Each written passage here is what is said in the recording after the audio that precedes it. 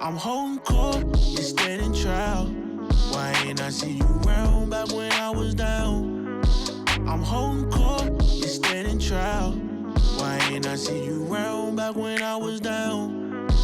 They ain't believe in me in the beginning, but wanna hang around now they see me winning.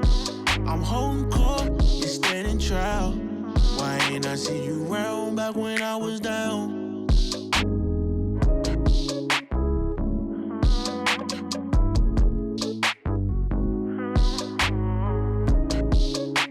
Yo, it's your boy Big Court from the Holding Court Podcast. Today's episode is sponsored by the ice cream man himself, Master P, Master Crunch Cereal.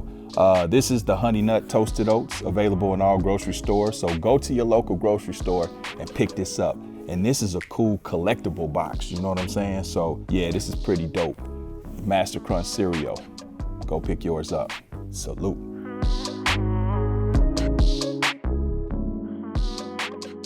What's up with you, brother? Welcome to the Holding Court Podcast, man.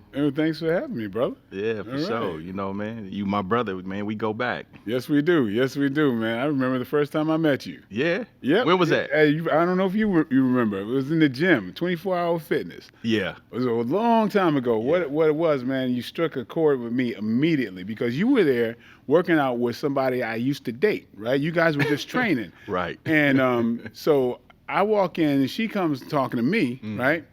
And, you know, I don't know what was lingering or whatever, but so she's just talking and talking, nothing, you know, just pleasantries, whatever. But then Big Court steps up. Excuse me, brother. No disrespect. And you said you put her in her place. You said, listen, you know, you had her not, she wasn't respecting your workout time because y'all Right. was training. Right. You know, Right. I guess she was having you help her train or whatever. Yep. And, you know, the way you did it was so like alpha and so, and it was like, I like that cat. Yeah. I like that cat a lot because he didn't have to do that. You know what I mean? But as a man, you did. You know that was the right thing to do. Like, I'm not going to have her disrespect my time like this. Right. And, you know, brother, I know who you are. You said like this. Yeah. No disrespect, but listen, you know, we in the middle of this. Yeah, you know, you need to, you know, you're out of pocket right now. We need to. And she respected that and stepped on. I was like, I see that cat. Yeah. And we've been friends ever since then. And the crazy thing about it was when I remember the moment. I remember that. And I saw it. But it's so crazy because, I did want her to get back because I had somewhere to be. Yeah. You know, I seen you around the gym and you always carry such a great energy. You know what I mean? I look pissed off. Let's be honest. But see, I be looking pissed off. Alphas. Not on alphas, purpose. We get that though. People say the same thing about me. Right. You know what I mean? Yeah. And so she had told me you said that. She was like, "Yeah, I talked to Mike," and Mike was like, "Yeah, your homeboy. Like, I like him. He cool." You know what I mean? And so we've been rocking ever since then. Yeah, man. Because the truth of the matter is, there ain't a whole bunch of us. Right. You know what I mean? And you know, for you to getting to where you are, knowing the kind of what it takes to get there. Right. And I know you traverse some some dangerous territory to get where you are. And you know, as one thing that we hone in growing up, the way we grow up, understanding the street college. Yeah. You know? Yeah. That we could see in a second another man who has that power, another alpha. Exactly. And you respect that, and you go, okay. Exactly. That's what's up. And so, you know, it's like, so it's respect for the struggle. Absolutely. And speaking of that, I mean, you know, I want to get into your background. You know what I mean? I'm sure the fans know, you know, of course everybody knows who you are, but I want to get into your story a little bit. Because like I said, with this platform, man, I want to inspire people. I want people to understand the struggle. I want them to understand the starting point and the changes you had to make, you know, to get to where you are and the journey, you know, because a lot of times people get so, you know, predetermined for the destination, they forget to enjoy the journey. You know what I'm saying? Absolutely. So, man, so where are you from? Originally I'm from Brooklyn. Okay. And I went to junior high in Connecticut. Okay. And even though it has that word Connecticut, it's not what it thinks. You know, because people they hear Connecticut and they think it's just all like suburbs. Yeah. And it was a wonderful place to grow up, especially for somebody who's an actor, because is so diverse. I grew up in Bridgeport, which was a bankrupt, really violent-prone city that neighbored the richest county in the country. Really? So I had friends in the projects and friends in mansions, right?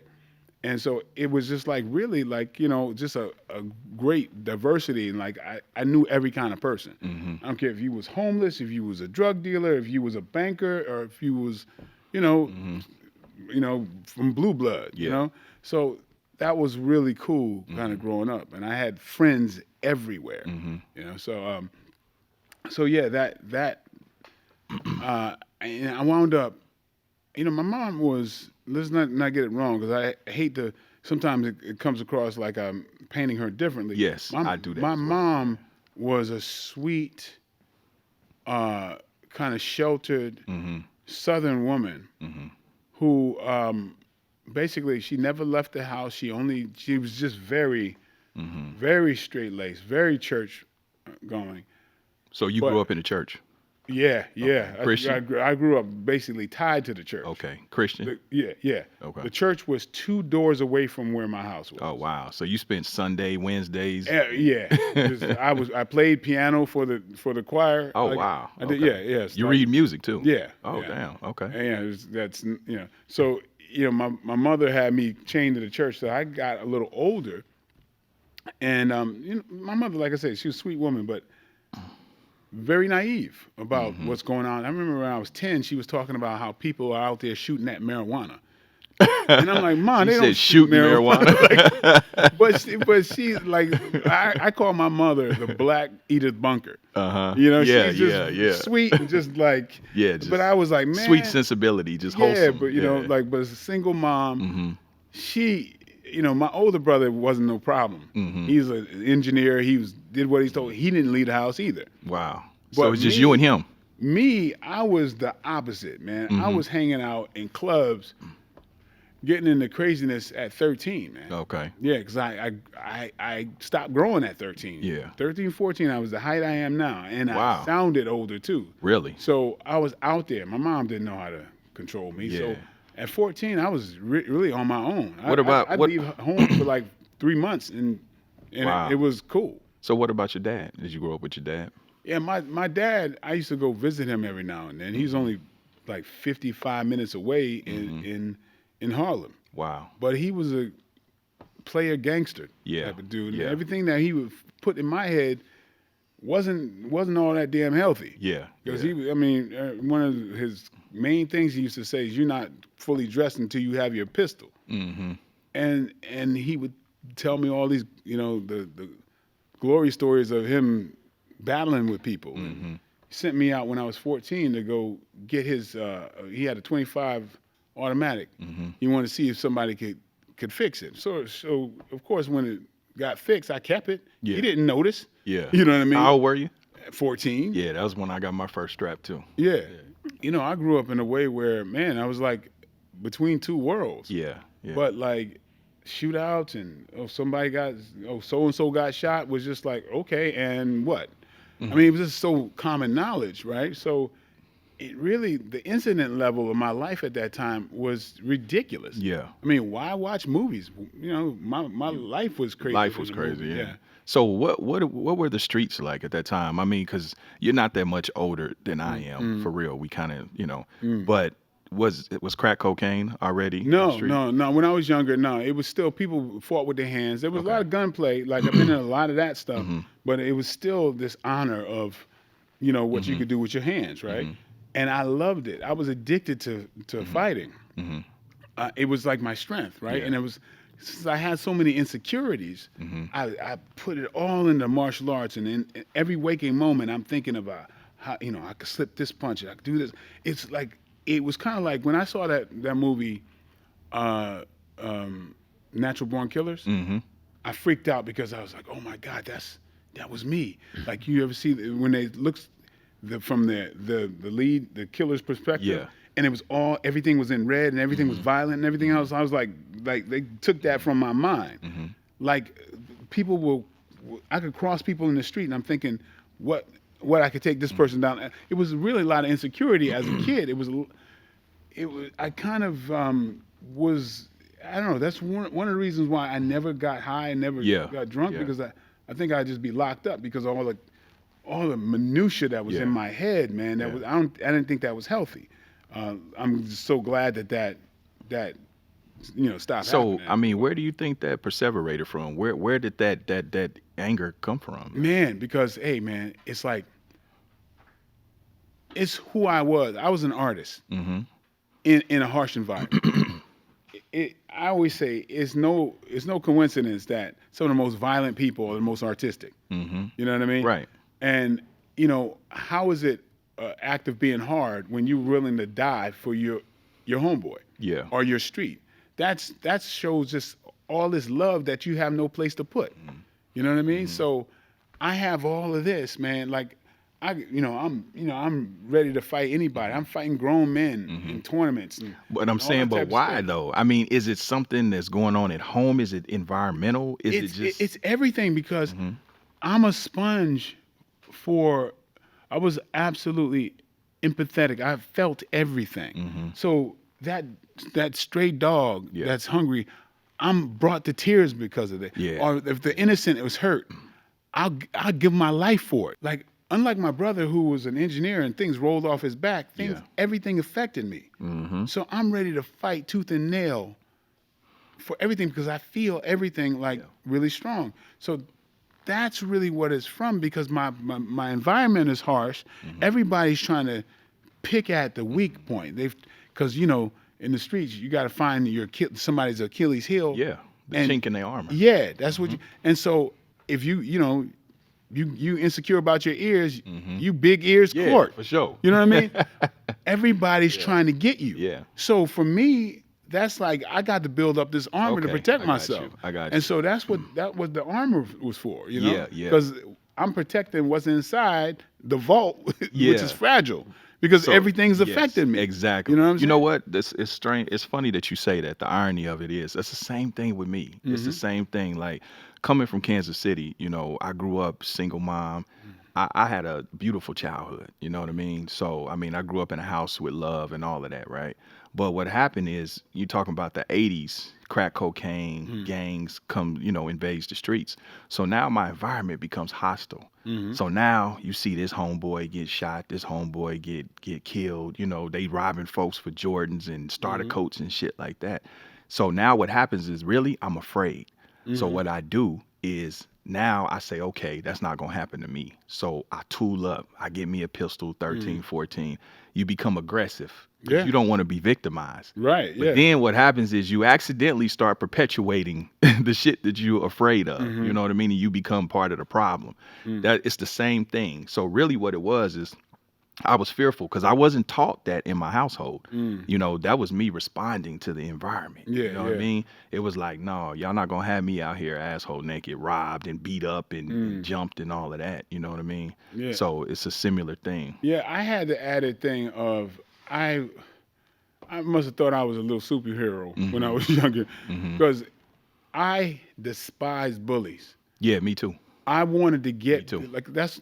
I mean, like I said, to this day, I don't watch horror movies Yeah. because I can't chill because you killing people. Now I want to get you. I can't calm down. That's just how I came out of the womb that Yeah, way. yeah. And so, man, I fixate on people who hurt other people. Yeah. And so, like, that's the thing. So when I would be training and whatever, my imagination is, I take all this angst and I want to punish the wicked. So that kind of gave me this weird, I guess, excuse for violence. Yeah, I got you. You know what yeah, I mean? Yeah. So I'd Yeah. search out, like, just even the hand-to-hand stuff, almost like the kung fu movies. Yeah. It was like, oh, you can fight? Let's check you out. Yeah. And it's a weird thing because I still do that today, but it's like You can keep it in check, man. But it's a gentleman's agreement. Yeah. And if you're another sportsman, hey, it's something that we both share, and it's like it makes us better. Yeah. But it's Iron sharpen iron. Yeah. But let me ask you though. So being that you fought a lot growing up, did you ever lose? No. It's weird to say that. And I don't know if my ego is twisting it. But no, not in a street fight or anything. Really? No, never have. I think it's an unfair thing if I'm 24/7 thinking about fighting and then I learn how to do so on an elite level. Yeah. It's a little unfair to the average street fighter has no idea what these techniques look like. And like I said, I've been fighting grown men since I was 13 years old. I used to get put in the paper when I was 15. I used to win heavyweight, championships, like point system fighting, whatever. But still, it was an outlet. I made my pathology work for me. Yeah. Right, and so right. I knew I had a certain point A to B kind of power. Yeah. That if you was in front of that, you're gonna be hurt. Right? Yeah. Then naturally, see, I was a street fighter first before I was a martial artist. So that basically I honed my street fighting abilities through martial arts, and it was and so in fact, I longed to be beaten because I wanted to learn something. So anybody who was good, I wanted to fight that person. And you're a bad motherfucker when somebody say that. No, but it's weird. Yeah, never. Yeah, but it kind of made me seem like, because I used to love. I'm like, if you was a bully, I went to go get you. Bully the bullies, yeah. Because I don't feel. I don't feel like unjustified by, fighting you. You know what I mean? Yeah. And I feel like you and I, you want to defeat people. Yeah. I want to defeat people. Let's do that. And so it's not like I'm just trying to punk you. No, I really want to get a good fight out of you. Yeah. But if you can't fight and you wasting my time, you're gonna really regret it. Yeah. And that's how it was with with martial arts stuff. It's like if you're a skilled martial artist, let's get together. Iron sharpens iron. So that's why I love to. Ever since I was 17, I sparred with Bill Wallace. He was undefeated. He was my hero in martial arts. I was sparring with him. Yeah. And since then, I can't tell you how many champions who I go to their places, where their gyms are, and spar them. And it's not an ego thing. Right. It's really like because I love it, and every time someone makes me step up, I get better. I could say this. I remember one of the most embarrassing sparring things I ever had in my life was me sparring Michael Bisping. I don't know him. Michael Bisping, he was a UFC middleweight champion. Okay. Right. Normally, I'm good for 5 rounds. I mean, I pride myself on being in condition enough. He's getting ready to fight George St. Pierre for UFC middleweight title. Mike was the middleweight champion at the time. And so while we were off doing this movie, I say, hey, we'll get together. I'll make sure you're on point and whatever, and we're gonna train. But I was off doing the movie. I hadn't been in the gym very much, and we go to sparring. Yeah, it's a different climate. I think I'd been there 3 days or whatever, but I got winded faster than any time I could ever remember in my life. And by the second round, I could barely breathe. And so, I'm trying to help him out. And I'm like trying to hey, I know how to do this. But literally my mind can't do, my body can't do what my mind is telling. Right. And I'm just like, I feel like I'm underwater. And of course, Mike, he's got one of the best cardios in all of UFC. And it was just he didn't take it easy on you. No, he did take it easy. Oh, okay. I mean, we weren't going full blast anyway. But if he wanted to, he would have. Yeah. he could have hurt me. It'd have been a win for him. Because I literally could not defend myself. I was so tired. But so that is I will talk about that more than the times I've been dominant to people, because doing that taught me something. And even though I took it for granted that my wind is usually not that bad, that taught me, bruh, you need to be in cardiovascular shape. Yeah. You know what I mean? You need to keep that. That's half the fight right there. So and after that movie, I was going to Dubai, and I was training with one of my favorite fighters of all time, this guy named Gökhan Saki. He's out of Istanbul. He's called the Turkish Tyson. Some of the baddest combination, and this dude's like 210 fighting guys 260 and knock him Mixed out. martial arts or boxer? Mixed martial arts. Okay. Yeah, well, he just got into the mixed martial arts. He was one of the best, like, K1, like, stand-up strikers, one of the best. And so I was like, from that time with Michael Bisping, I hit my cardio every damn day because I wasn't going to repeat being that embarrassed when I got with Gokhan Saki, who was a killer. You know what I mean? Mike took it easy because he knew I didn't, my win wasn't there. But I learned more from my defeats than I do my successes. Yeah, that's life. So because if I was like, he can't deal with my speed or whatever, then what have I learned? Yeah. You know what I mean? So when I'm like breathing, and basically I wanted Mike to tear me up because I was like, this will teach me to not have my win together. I'm thinking I'm gonna help this dude out, and I'm a hindrance. Right. I'm like dead tired. Now he gotta go hit the bag, and then we were. Yeah. I was like, I felt proud in helping him and get ready for George. I'm like, I can't do shit. Yeah. You know what I mean? So that's what I'm saying. I always sought those deep, the times where I had to learn something because I had to step it up, right? So understand, it's very easy that it's like, I want to fight all these different people, like because out of arrogance. No, it's the opposite, because just like I'm telling you, I learn a lot off of my missteps, and I think that's kind of an analogy in life. No, it is. I mean, success is really nothing but a culmination of failures. Yeah. I mean, you have to fail in order to get to the mastery level. That's how you, it's like riding a bike. You know what I mean? You got to every time you fall, you got to get back up and readjust, retool it to get to what you're trying to do. Yeah. So, I mean, go ahead. So my question is, in listening to the childhood story, is at what point, because like I think Court and I growing up in the 80s is a little different, right? You said when you grew up there was still some pride in fighting with your hands. Yes. From being a street fighter, like what, because look, I know he's from Kansas City. I'm from Sacramento, North Highlands. We was in the hood too. There wasn't a lot of martial arts places in the hood. So like how did you transition from I'm a street fighter to like finding martial arts? Like what was that introduction? Well, I mean, to put it to you, like the reality of the situation, martial arts usually was birthed in the hood first before any place else. Yeah. Because it was hard back when I first learned. In the 70s and 80s, it was still maintained, like they weren't giving out black belts because you came to class. You bled for that. It was hard at that time. It wasn't a business. So you wasn't going to be able to sell that in the suburbs. It was the former GIs who taught in the hood, that's where all the better fighters came from.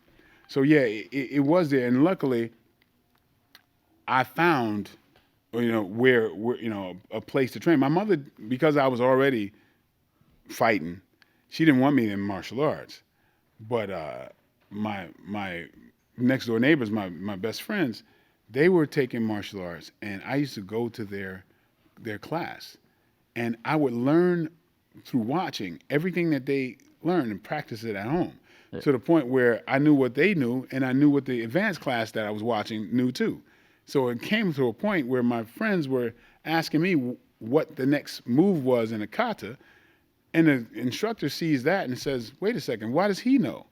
Who's your teacher?" I said, "Well, you." My friends were like, "Oh, he's learned all this from watching." And the instructor put me through a little test, and he said, "From now on, you don't have to pay for nothing." And so I started learning for free.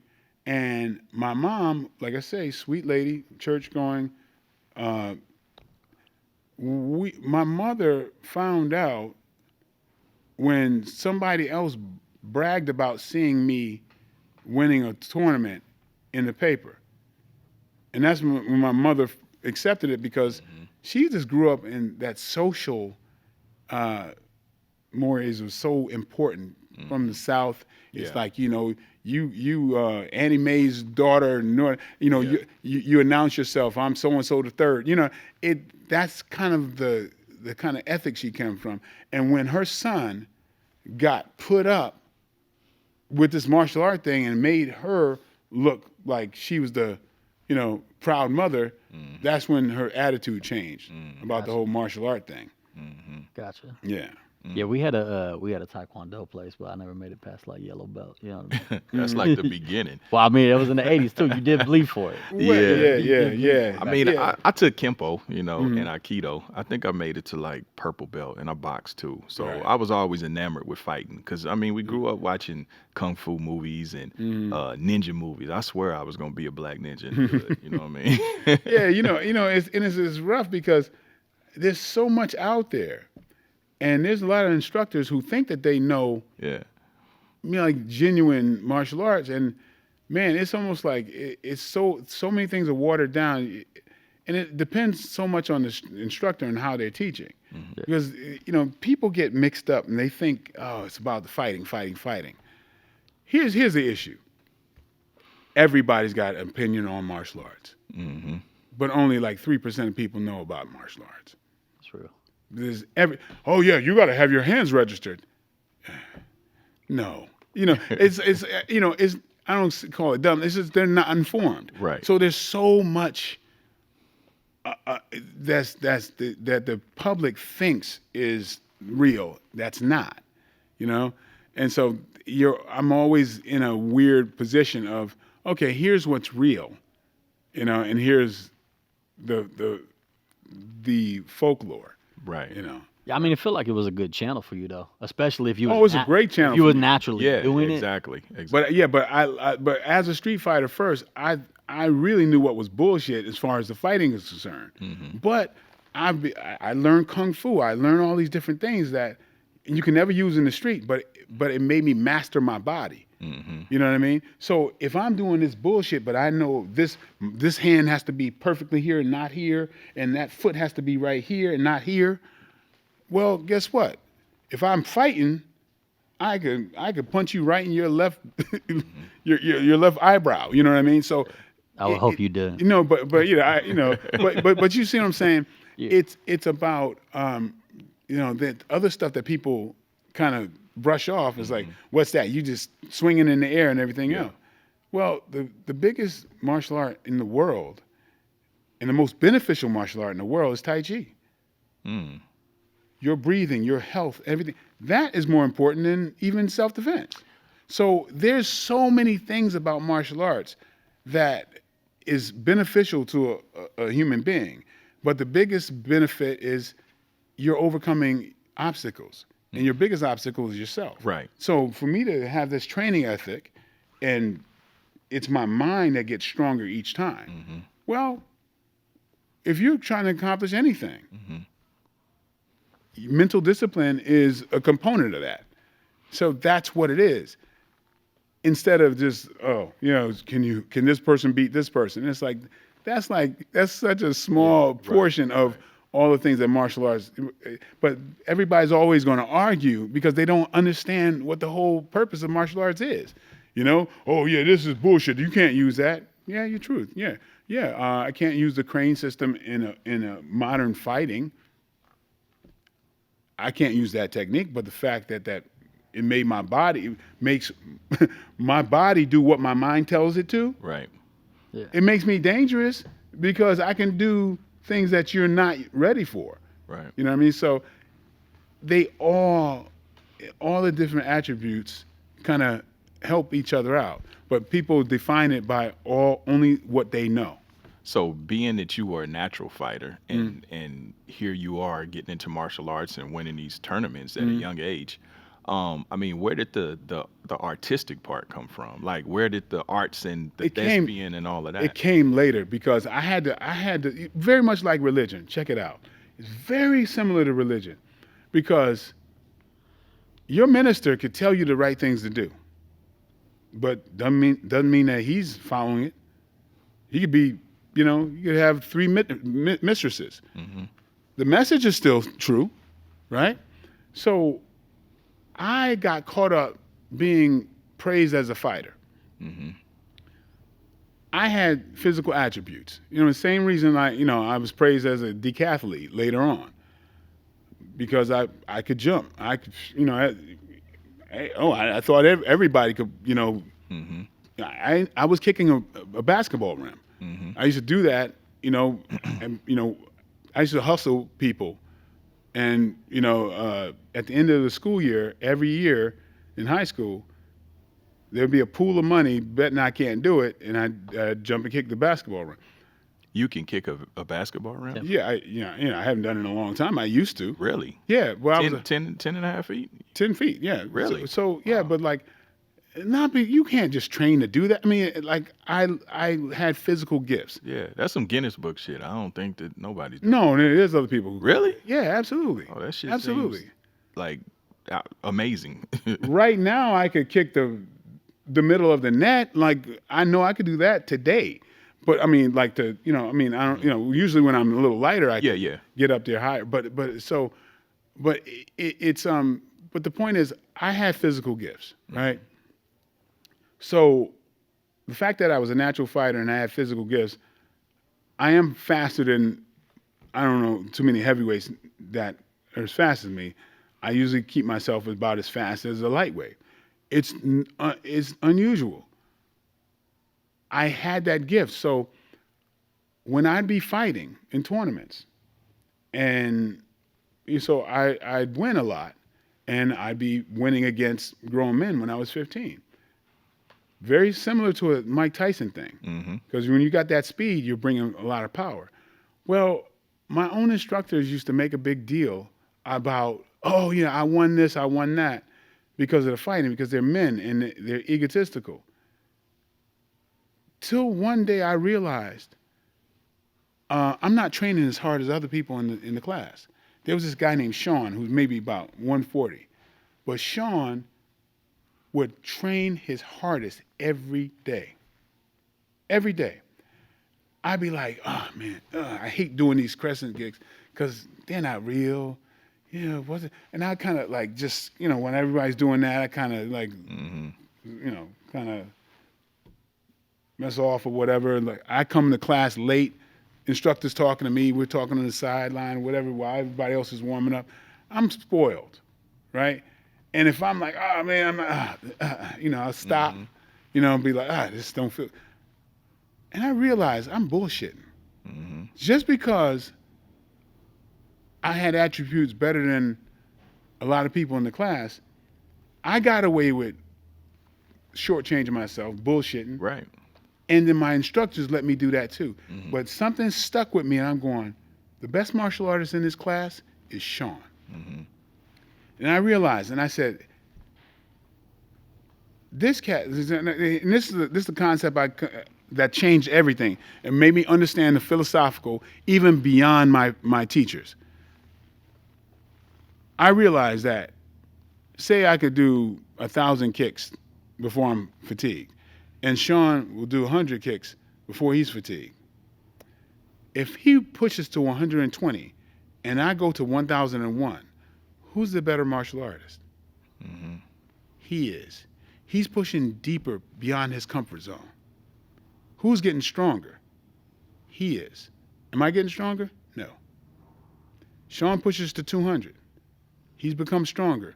I'm still at 1,001. And I'm using a comparative method because I got 800 and something more than him. That's not the message, bruh. Right. That's not the message. Because what if one day this man with this internal fortitude that's now pushing to 300, what if that fortitude that's got him from 100 to 300 says, I'm going to fight you, Mike, and I'm going to take 800 of your blows, and I'm going to stop you right after that because my intention is stronger. What if Sean has to get a third job to feed his family? Right. Who's better equipped, me or Sean? Right. It's like that ant and the grasshopper, the tortoise and the hare. Yeah. It's like I had to realize that shit for myself. Yeah. Going, no. And then I became the best I can be. And goddamn it, fuck it. If I do 1,000 or 3,000 more than someone else, it's not about the comparative method. It's about me being the best I can be. Yeah. And so that's how I end up jumping and kicking basketball hoops. It's not because I'm showing off. I'm testing myself. Yeah. right? Pushing your limitations. I'm pushing my limitation. But I found, just like with religion, it's the message. Right. Hey, wait a minute. What about this humble thing? Aren't we supposed to be humble? And it's like, where's this arrogant shit coming from? Yeah. I go back to the roots, because when something's run by males, it's going to get corrupted by this person that might have their ego, right? Same thing as the minister who, can rationalize whatever he want to do. Whatever he want to do. Yeah. Yeah. So the fact was, you know what? I realized the fact was I was less of a martial artist. The more of a fighter I was, the less of a martial artist I was, because I just was letting that stuff kind of dictate. And then I got into doing the forms correctly, and I wanted my forms to be better than the guy half my size who it's easier for. Yeah. And I started doing wushu and everything else, and I'm going, that is the philosophical. That's really where the philosophical lies. Right. Because the art is bigger than one person. It is a concept. It's designed to make you a better person. And so I and my family benefit from me learning that thing, because let the public think, okay, well, can you beat so and so? Yeah. Whatever. That's their thing. That's not what it's really about. Yeah, I totally get that concept. It's the same thing that I apply. I've always compared weightlifting, bodybuilding, same thing. It's not just it's the discipline, and you apply it to other areas of your life. Absolutely. You know what I mean? That's it. So people think that just because we're in shape, that every day we just feel like getting up, and that's all we want to do is eat them bland ass meals and go to the gym and do legs and no, it's discipline. Most days we don't feel like it either. Yeah. But it's like everything in life. You know what I mean? You still got to show up, and you got to put 110%, into it every time. Yeah, but then on top of that, you think about it, a lot of people, it's a transference. It's them projecting their thoughts to you. They think, like, if an insecure person would think, you're doing it because you're insecure and you want a whole bunch of attention. Yeah, for sure. Because they're thinking about it from their perspective. An insecure person thinks, I'm doing this because I want to impress them. You know what I mean? And they don't know it's it's internal. It's what comes from inside out. Absolutely. But because there's so many people who work from the outside in. I want to look fearsome so people will be scared of me. Right. You know what I mean? Right. And they'll never fill that gap up, because you can never fill it up from the outside. Yeah, because whatever it is deeper than that. You got to do your work, peel the layers back. But you will fool a certain segment of people. Right. But when you come up against somebody who is tried and true. I mean, just like we was talking about, just like the story you were saying with the Bodyguards, you know what I mean? You got these guys that they look the part, they got the attitude and all the bravado and all the bullshit. And when they go down, they windmilling. Right. A lot of big guys, big fearsome looking guys. You ever seen that before? Yes, I have. And I hate to put out names there, but one time when I was training Snoop's bodyguard, when he was going through all of that. I remember a time at this studio where I believe it was Mac 10's people. I believe it was Mac 10, but it was two factions of warring rapper sets. I mean, Mac 10 is with the red side, Snoop is with the blue side. I wasn't quite sure what was what, because I was always like a little big brother that would just be, and I used to kind of swoop through and like, hey, what's up? That kind of thing. I wasn't part of that culture. But a fight breaks out, and I'm like, let me step back. And these two fearsome-looking bodyguards were like, yeah, what? And I was like, oh, my God. And I'm looking at people don't know how to fight, but they look so... intimidating. They look so intimidating. I'm going, okay, then they disappear down the street, and I think they're coming back with guns. Yeah. And they come back with a pit bull. Get him, Sparky. And I'm like, what am I looking at right now? But you grow up with there's a facade. Yeah. And then there's the real. Yeah. And it's weird because if you've seen real, you can't unsee it. Right. Right. Frankie Lyles is one of my best friends. He was super middleweight champion of the world for 5 years straight, right? WBA. And he always talked about this cat who was like fearsome. He's got a big reputation. He laid out a lot of folks. And I want to mention his name because he's still around. Okay. And he's this guy's legendary on the East Coast. And he's been an enforcer for a number of folks. For years he talked about him because he was in jail. He got out of jail, didn't know this, but I happened to go by Frankie's house one day. We're in his condo. And while I was there, this cat was walking by me. He's all of 5'5", 5'6". But he kind of nodded and walked by, and I was like, that dude's a killer. And when I got up to Frankie's, his condo, I said, Frankie, man, you got any beef with anybody? He says, no. I said, because listen, I passed the dude downstairs that I have no doubt is a killer. When we walk out of here, I'm gonna grab your 1911 and you grab the other gun. Like, we ain't going out here not strapped. Yeah. Because, I know what I know. I know what I saw. Yeah. Frankie starts laughing, and I'm like, I don't know why he's laughing. I go up in his room, in the loft area, and I know where he got the, the 45. And he's laughing. He said, Mike, hey, come back downstairs, man. Just don't do nothing. I was like, what? And then I come down. He said, there's this balcony type of thing. And the dude is there. And he says, yo, this is so-and-so. He's out or whatever. And he's laughing. And he goes, hey, man. Like, he said, Mike peeped you out already. He says, yeah, man. I didn't want to introduce myself downstairs. Yeah. I was going, because I was going out. He was going downstairs, and coming up. But he was really that, though. Yeah, but I knew. Yeah. I didn't know that was the guy he was talking about for years. Yeah.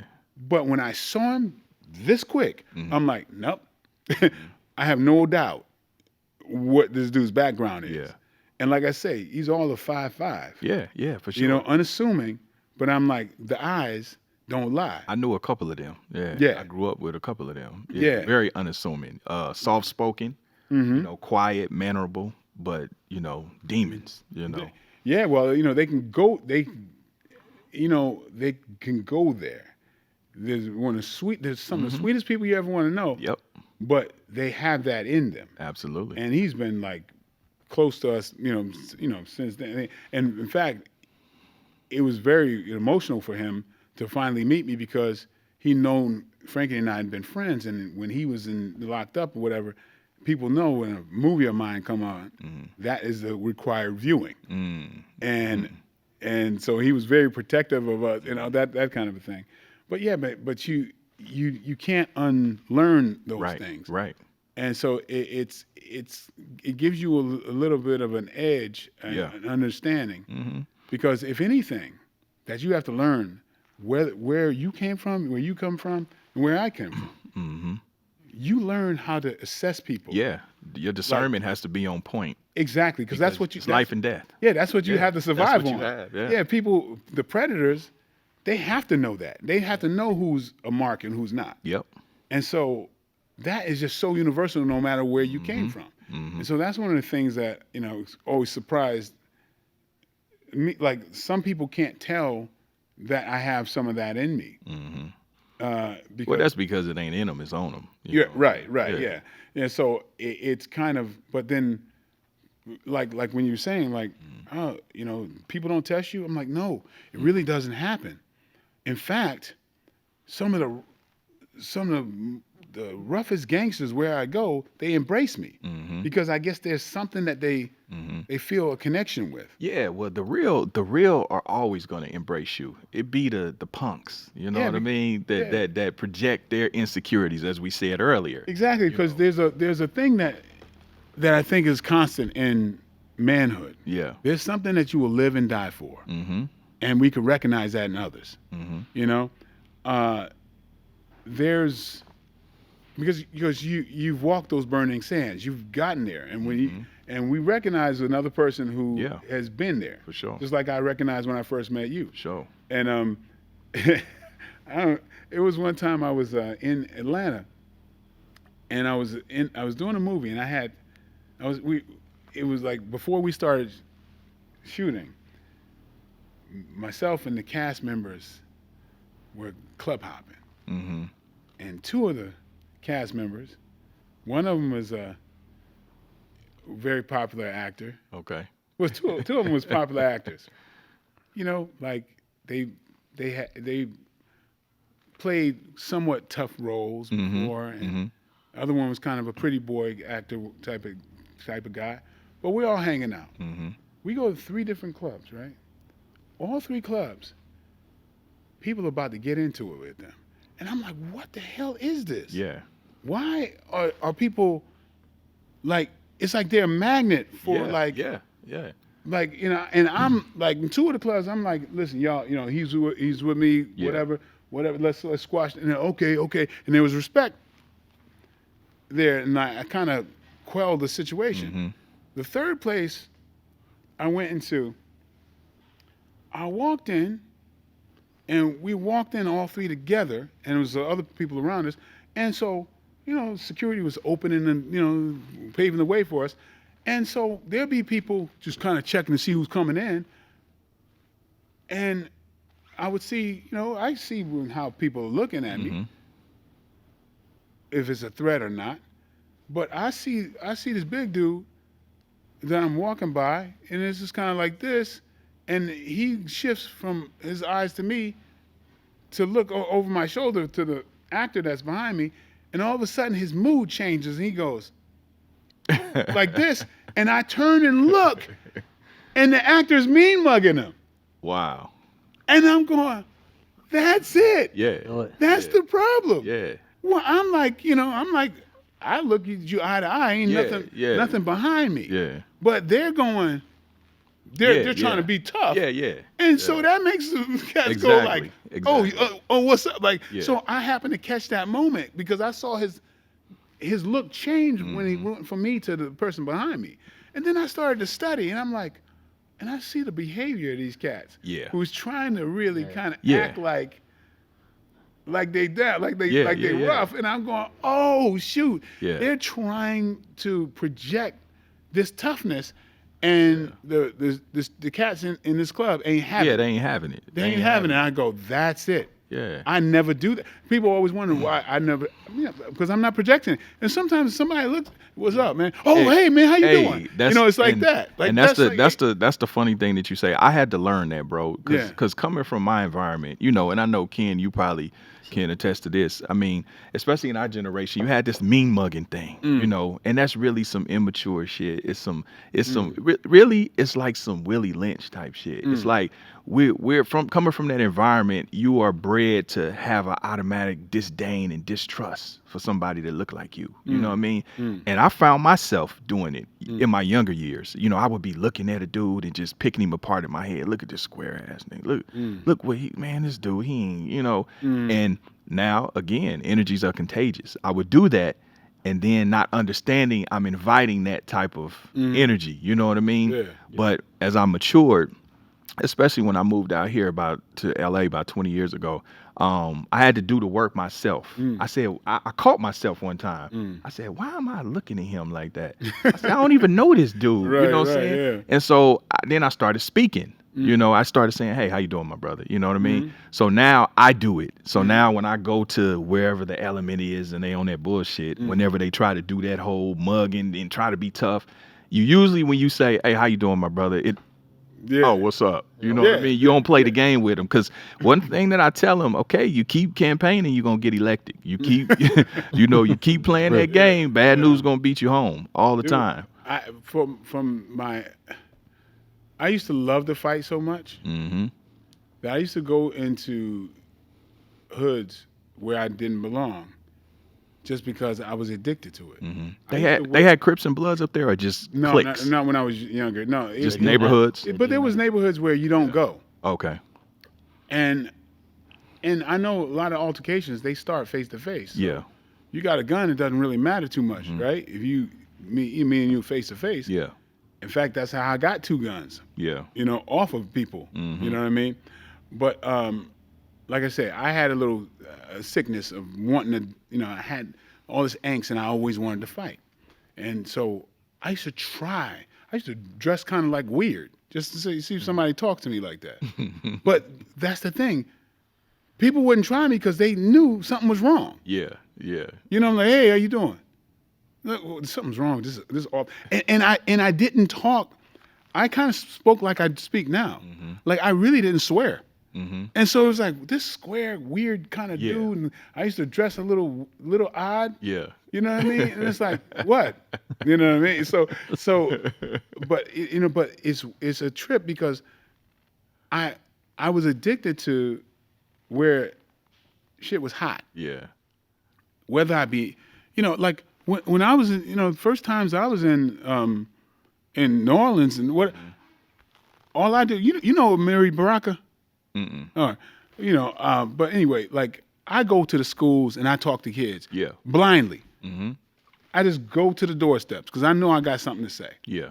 I go. It was Calico. I was all these different places because I never feared my people. Yeah, for sure. Because I know that they know how to read people, and so when I come in there with no malice, they read people too well. That's why I never have problems. Right. Never have problems because I'm not coming in with a chip on my shoulder. Absolutely. No matter what. Absolutely. I was just telling our security that we were just me and Pete were in Tennessee here recently, and one of the security guys was with us, and he asked us that. He said, "Man, is there anything I should be looking out for, or anything? What is y'all main concern?"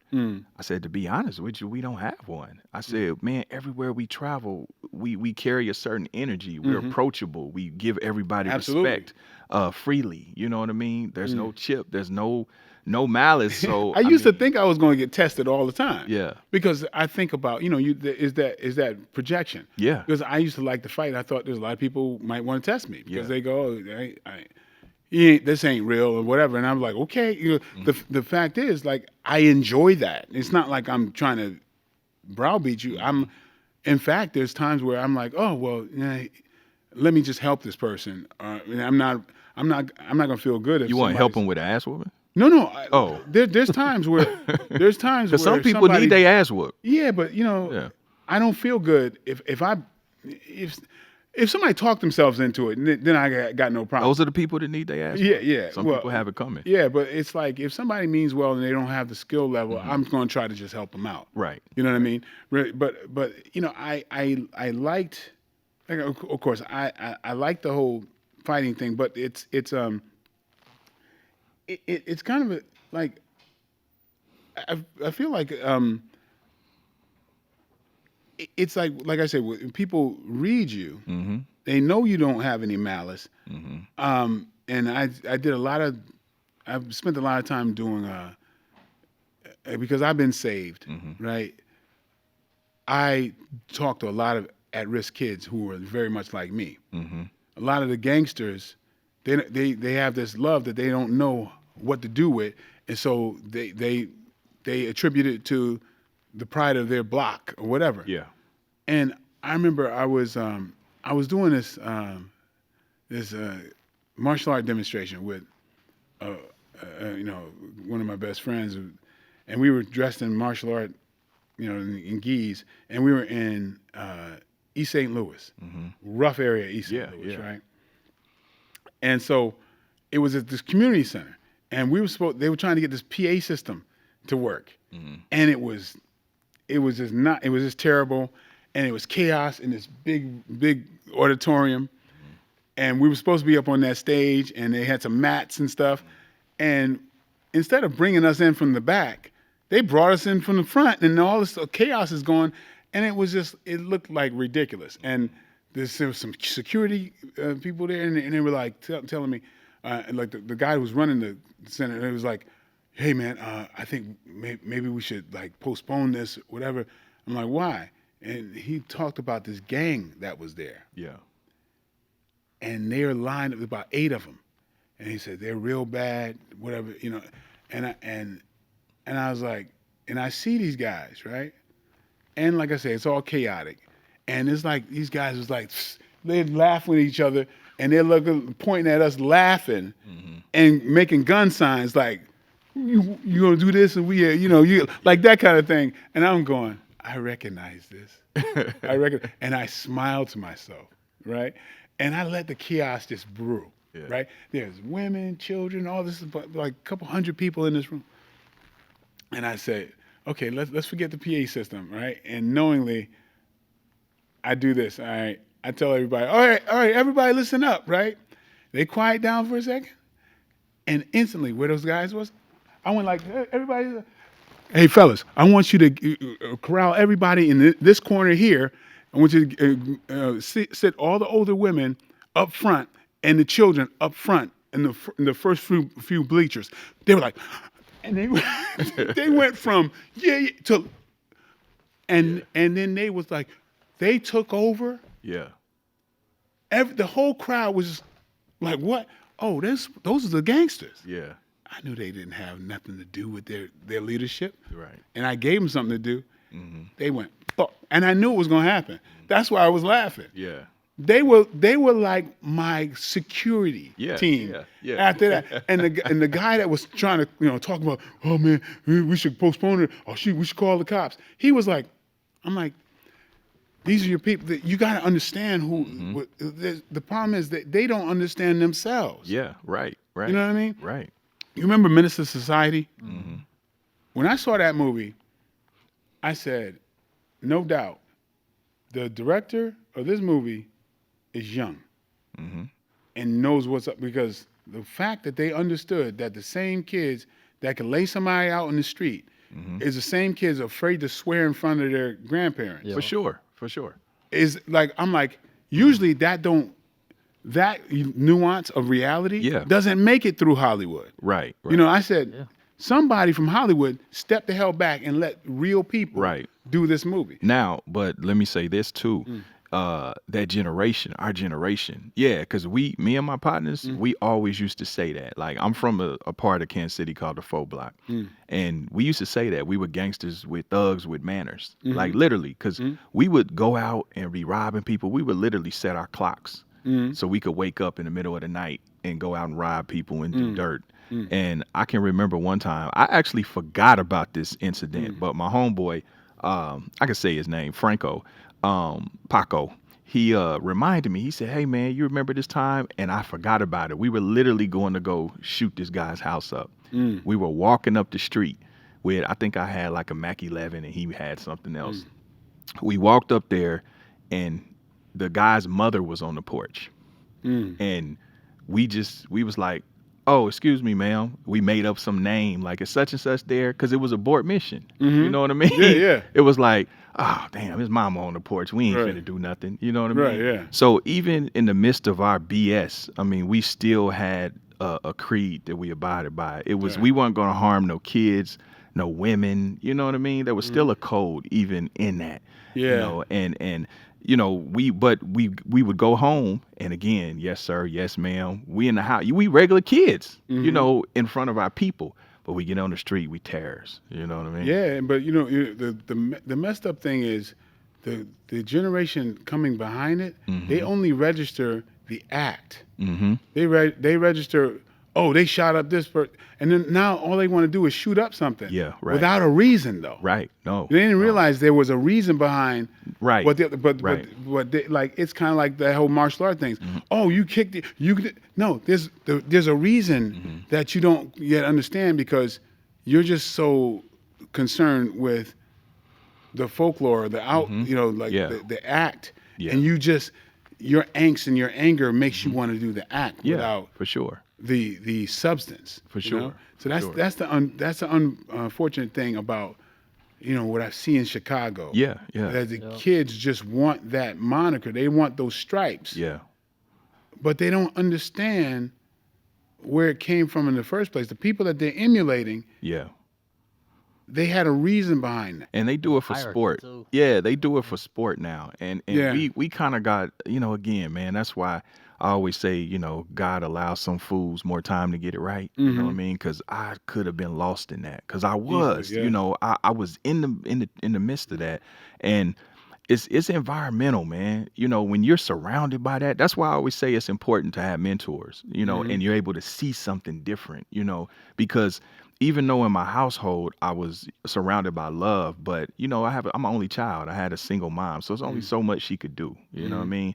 And so, we would go out, and I'm responding to all this negativity, and I'm perpetuating it. I'm emulating it because that's all it is. But if I had someone, like, I was really good at basketball. If I had someone that could paint out the possibilities for me, I could have went to at least the D League, bare minimum. You know what I mean? But I could have maybe went to the NBA or did something like that. But I had my first kid at 16. You know what I'm saying? You were not saying? Yeah, I was a father at 16. 15. Yeah. Okay, so you know what I'm talking about. And then I get street poison. You know what I mean? And that's all I'm seeing. And when I look back on it, it's like I get a sinking feeling. Like, damn, I could have been just like them. It was nothing for loss of life. A homie got killed, or nothing to kill. You always prepared. I mean, literally, you're not scared of any of it. It's like, shit, I get shot, I go to jail. And I went to jail at 15. That's the thing. I went to jail, and I was actually about to get certified as an adult. I had no, concept of the consequences. I'm literally in there like, man, whatever. You know what I'm saying? But what it was is I just couldn't see past the then. I didn't have. It was a little something in me that knew it was more for me. But in that moment, just the lack of maturity and the lack of foresight, it was like, man, I can see how it happens. But that, like they say, it takes a village to raise a kid. So I think sometime, but these kids, like the social media, I think that plays a big part too, because everybody want clout. Everybody want to go viral. Instead of IG, they need to get an OG. They need people like me and you to talk to them. The crazy thing is different. They do. They just sometimes they have just the wrong type of images. I mean, and it's kind of a trip, but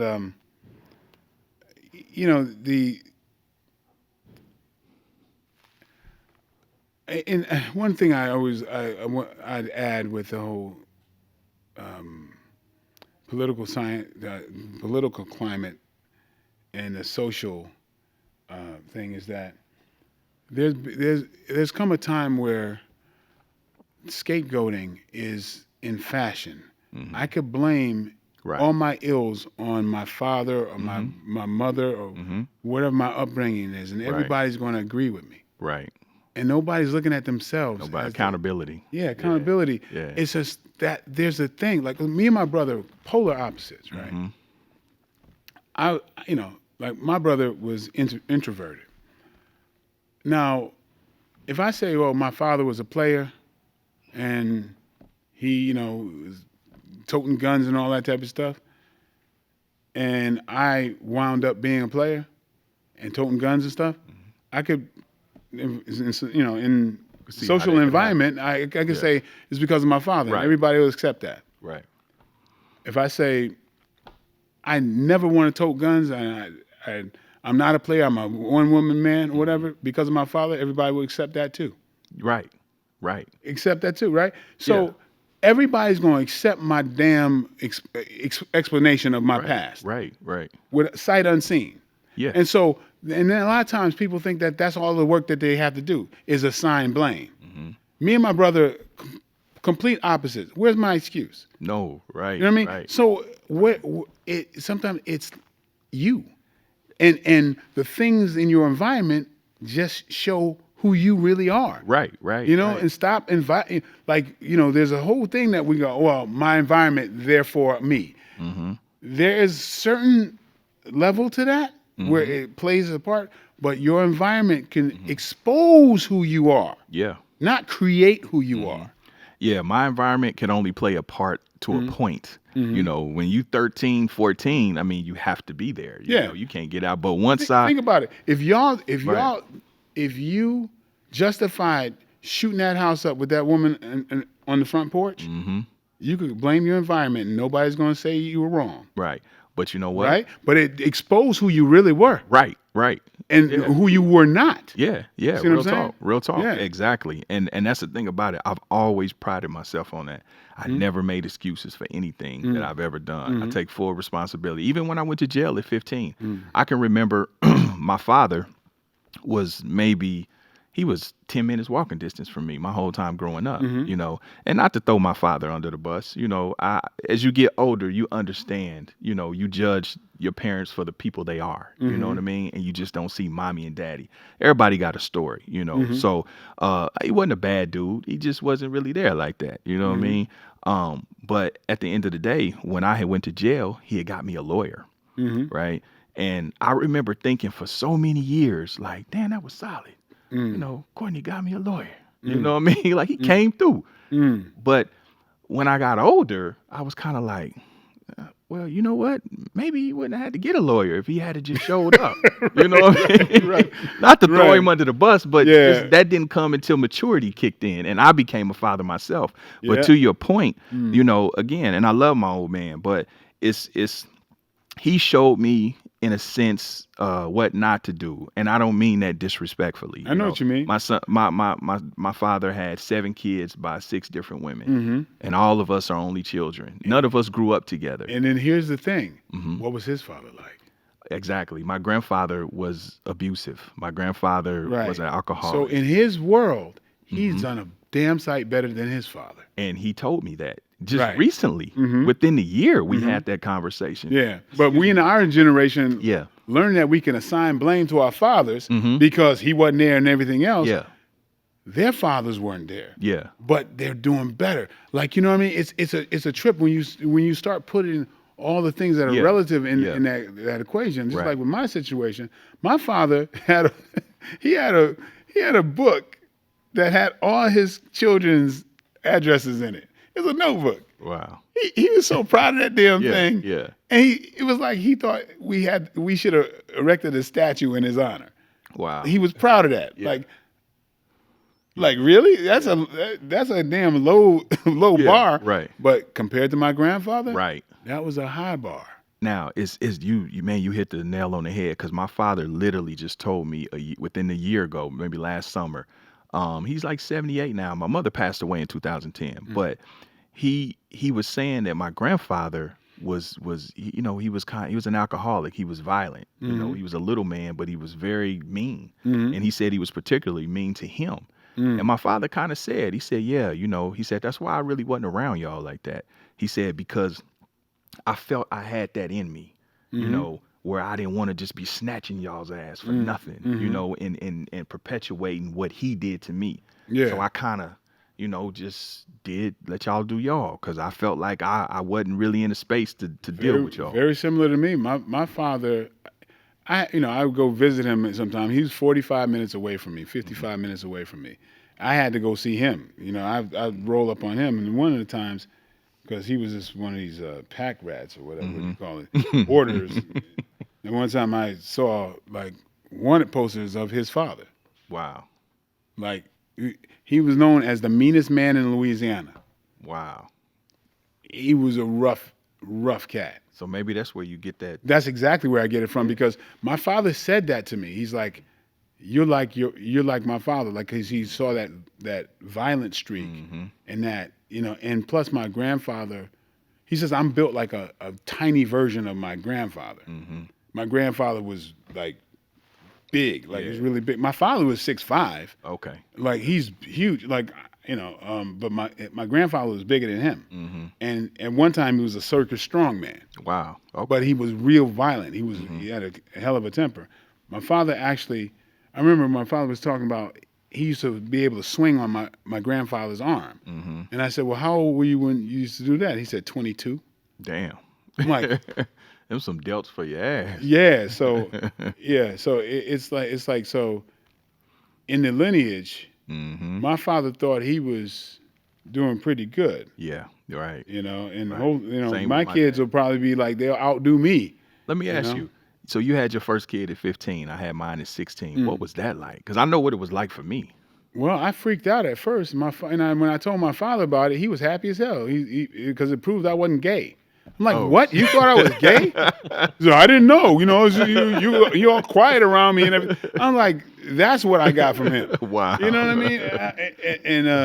But I mean, for real, that's exactly what happened. He was like tickle pink. That's hilarious. So, but yeah, I was freaking out because I thought, is this my future?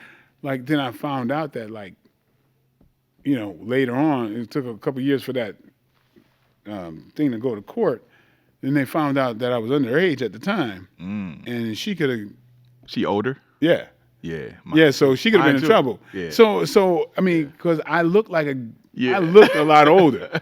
I did not look my age, man. I couldn't. When I was 15, I couldn't convince people I was 15. They're like, "You lying?" Wow. And I'm like, "No, I'm 15." Like, wow. Because it was like I'm 15. It was like I had a deep ass voice. So did that? Because for me, when I had my daughter, man, at 16, like it's well, for one, that's when I start kind of putting the street shit to bed. At least I started. Well, let me not lie, because it'll be people to see this and be like, he lying. What I did was, I guess I got more strategic. I just wasn't out there being a rebel without a clue. Right. I started making it about $1 at that point, but it sparked a sense of urgency for me. You know what I mean? And I can remember literally the scariest thing for me wasn't even the fact that I was a kid about to be a father. It was, don't tell my mama. I was more terrified of my mama finding out. Yeah. I was trying to convince my girlfriend, which is my wife now. I was like, man, like, can we like keep this under wraps until, at least till the baby is like 18? Like I was literally trying to put this together, you know what I mean? And it put a sense of urgency for me to really try to figure out, what I was going to do with my life and get things together. It's trippy. But man, like, so you start doing the math on that, right? Mm-hmm. On when we became fathers, Mm-hmm. and then you have things like this happen. That's my grandson. Okay. The big one. With his daughter. Oh, so you a great granddad. So they did the same thing you did in essence. Bruh. I can't say the word. Great grandfather. That's crazy. Yeah. I mean, How trippy is that? I mean, it's right? kind of cool though. It's kind of cool though. Kind of weird, but It's cool though. Even having a 21-year-old call you grandfather, Yeah. call you granddad, Yeah. is trippy. But he's got Damn. I've got 2 great grandchildren. Damn. 2 of them. That's kind of cool though. I mean, when you think about it. You get to spend that time. Yeah. Because like my mom was 15 as well when she had me, so she gets to see all of the Yeah, it's cool to be able to say I could outrun my I could outrun my grand. Yeah, that's kind of great grandchildren. Pretty soon. Well, I know I can outrun them. They because can barely walk though. You could possibly be able to see great grandkids. You know what I mean? So it's kind of a blessing though. Yeah, I kind of feel like, did you do this to keep up? You know what I mean? On the next episode of the Holding Court podcast. Yeah, I gotta do this. And so, since I knew I was going to pursue this acting stuff, I'm going to do it with a business mindset, and I'm going to learn the business part of it, because I know good and damn well, realistically, when people go, yeah, you're natural, yeah, you look like you should be an actor. I'm like, is that? Because think about it.